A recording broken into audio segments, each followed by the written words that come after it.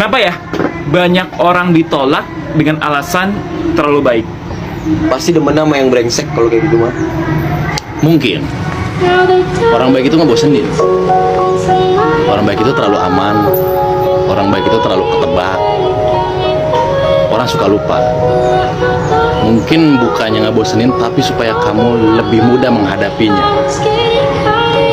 Mungkin bukan terlalu aman, tapi supaya kamu nyaman. Dan mungkin bukan terlalu ketebak, tapi supaya kamu tidak terlalu menerka-nerka dia maunya apa. Kamu orang baik, kamu nggak rugi.